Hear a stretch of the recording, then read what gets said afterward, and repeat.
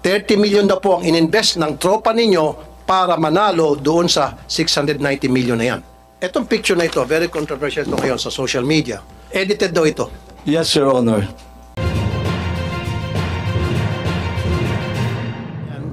Meron pong nanalong isang tao sa 600, I think this the other day, 680 something million. Okay? Ang tanong ko po, yan ba sa online nanalo o yung sa betting station? Over the counter po yan, yung sa traditional betting Over the station. over the No, this is yung una, yung 640. Kayo naman, relax lang. Kagabi yung iloto. Hindi, sa Iloto ba ito? Yung sa 600 something million? Sa Relax lang, easy. We'll get there, we'll Hindi, get sa Iloto ba ito o yung sa Lotto Agent Station? Last night po, Mr. Chair, it was 698 million ang pinatinamaan po. Kaya nga po, yung tumama na yon, saan po siya bumili ng ticket? Sa iloto po. Sa Iloto. Good. Now, sa executive session, I need to know kung sino yung nanalo. Kasi nga po, merong mga balita na karating sa amin na katropa nyo na po yung nanalo. Totoo yan. Kaya ako na-brought up yan kasi inopen up ni Senator Coco yung tungkol sa mga pagpanalo-panalo na yan. So, mamaya mag-executive session tayo para masiguro na talagang hindi po katropa ninyo. Kasi yun po yung kumakalat na balita ngayon na hindi ko pinakinggan. Remember, hindi ko tinalaka yan until sa dumating si Senator Coco. So, kailangan ko yung pangalan, identity nung nanalo. Especially sa Iloto pala siya nanalo. Kasi meron pong balita, 30 million na po ang ininvest ng tropa ninyo para manalo doon sa 690 million na yan. Tumatango si Ma'am Javier. Pero yan po ay, syempre yan po yung sabi-sabi nila. Para maalis yung sabi-sabi na yan, mamaya po sa executive session, gusto ko malaman yung identity ng taong yan para makagawa kami ng mga research, kung kinakailan mag-hire ako ng private detective para masiguro na hindi connected sa tropa ninyo itong nanalo. Kapag halimbawa, after mag-hire ako ng private detective at na-trace na talagang, lumitaw na talagang hindi galing sa inyo, then sasabihin ko rito na yung ay chismis lamang, walang katotohanan. Pero pag lumitaw sa ginawang investigasyon, I might even use the NBI, DICT, private detectives, CIDG, lahat ng mga agencies ng gobyerno para gumawa ng cross-checking, LTO, PSA, kung connected ba o hindi, or SEC, connected ba o hindi sa mga kasamahan nyo dyan sa PCSO, itong nanalo. So mamaya sa executive session, Senator Coco. Maganda po itong bill ninyo, Mr. Chairman, na na-file ninyo. Well, at any rate, Mr. Chairman, ilan na ba itong lotto games na authorized by the PCSO? We have the big ones. We have The jackpot games are 5, Mr. Chair. 5. We have the 642, the 645, the 649, 655, and then the 658. Over the Christmas period, we increased the jackpots of all these 5. Yes or no? Yes, Mr. Okay. Chairman. For the 642 and the 645, 100 million. For the 649, 655, and 658, 500 million. One time. The plan was to do it one time. May I know the legal basis? We are allowed to, we have a prize fund, Your Honor, prize fund reserve, and we are allowed to use this to spur the sales para magawin natin exciting and inviting yung game. For each game, fix na yung kanyang minimum jackpot eh. For every new draw, kung tinamaan yung jackpot, a new draw, balik siya sa minimum jackpot. So, that must have been fixed by mathematics. The probability of hitting 642 is 1 in 9 million. Basta, okay, and then that's why it deserves a certain jackpot. So when you made the jackpot all of a sudden 100 million, but the odds did not change, are you allowed by law to do that? The board is allowed, Your Chair, Mr. Chairman. That's why we have the prize fund reserve. It's precisely for this purpose. How is it stated in the law? We have a prize fund reserve for the purpose of... It's just the discretion of the board to add to the add jackpot. into the jackpot. Yeah. And then the decision was, it was one time, just to do it one time over that Christmas period of 2023. Actually, ideally, Mr. Chair, it should be over the whole period of the year. Kasi every time may mananalo ka, you you give in prize fund reserve. Kasi minsan talaga, this is jackpot driven, Your Honor. People bet because of the jackpot.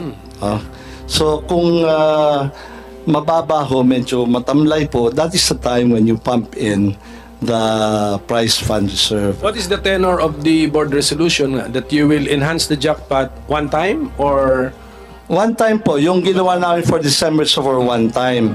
Because, Mr. Chair, at the end of the year, that will become dividend and will be reverted back anyway to the Bureau of the Treasury as dividend. So, might as well, we have decided to make the games more exciting. yeah, if you want to repeat this, you need to pass another resolution. Yes, Your Honor, we have to go back to the board. Basta klaro yan. Okay. And then for the information of the public, yung mga increased jackpots po natin na 100, 100, 500, 500, 500, so a total of 1.7 billion pesos, tinamaan na po lahat Yes, Your Honor. in less than a month. Within a month, Your Honor. Yes, within a month. Opo, okay. So, we're stating facts, Mr. Chairman. Facts lang ito. Yun nga, Senator Coco, nakakapagtaka nga. Marami nagtataka, siyempre, especially yung mga mananaya na ang bilis na manalo ngayon sa PCSO, especially na the fact na hindi naman pwedeng sabihin kung sino yung mga nanalo, pwede naman nila itago. Plus, pagdating po dun sa online, sila naman may control ng computer system na yan. So, madali na nilang i-hocus-pocus. Yun po yung sinasabing hinaing na marami mga mananaya.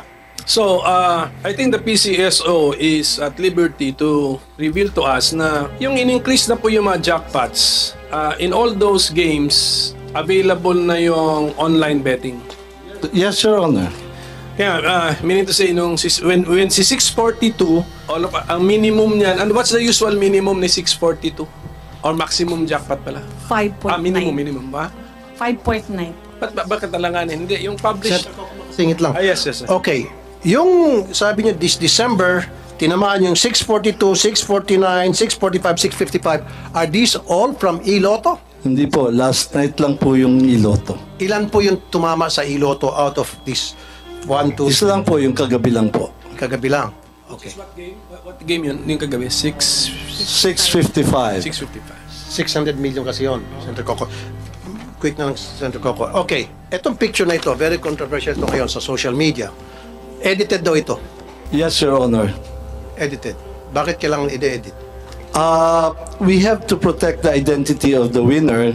Meron po nagreklamo sa amin one time, we covered the face, yung damit naman po ay nakilala. So, nagreklamo siya, sana naman daw po, wag ipakita naman po yung damit. So, yan po ang reason niyan, and I agree, it's a very poor editing, pero the objective is to conceal the clothing na ma-identify sa kanya. So, ibig sabihin, so inamin nyo, inedit to, pinalitan yung clothing. Opo.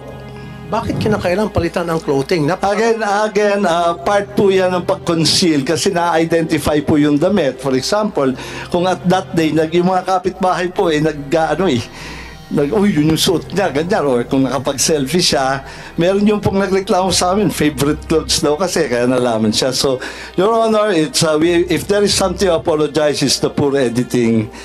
But I think it has served its purpose of concealing the identity, Your Honor. So, at least inamin nyo, ayan, marami kasi mga nagtatanong, nagsabi, purang pagka-edit. So, inamin nyo, edited ito. We're not very good at editing the clothes. Pero yung tao hindi edited. Hindi po, totoo po Tunay yan. na tao to. Tunay na tao po yan. Okay. So, kaya sabi ko mamaya sa executive session, gusto ko malaman yung identity nitong taon to, pati yung nanalo sa 690 million. Actually, Make sure na lahat talaga po tao. on record yan, kung isusumpinan niyo po, we can provide the names. No, sa executive session, pwede naman siguro yan. Am I right, Senator Coco? Can we do that? On executive session? Yes, Mr. Chairman, let's make it a strictly executive session. Yes. Na, given on the part of the Senate, limitado yung mag-a-attend at saka identified natin. And then, of course, kami, liability na namin yung kami pang source ng leakage. So. Like I said, Mr. Robles, kasi nga po, may clamor na malaman yung katotohanan. Kasi marami sa mga mananayan nagsasabi, yung nanalo ng 690 million, hindi raw yung legit na mananaya, kundi galing daw sa tropa niya. I'm sorry, I'm gonna repeat this again. Yung pong kumakalat na balita, galing daw sa tropa niyo na nag-invest ng 30 million para makuha nga itong 690 million. Para maalis na po yung haka-haka na yan, gusto po namin makita kung talagang totoong tao yon. And then gagawa nga ako ng cross-checking. Sinabi ko na kanina, I'm gonna use the NBI, the ICT, if I have to hire a private detective para magkaroon ng cross-checking kung yun ba ay related sa inyo. Hindi. Pag lumitaw na hindi, sabihin ko rito na hindi related talagang legit winner yan. You agree, sir? Very good.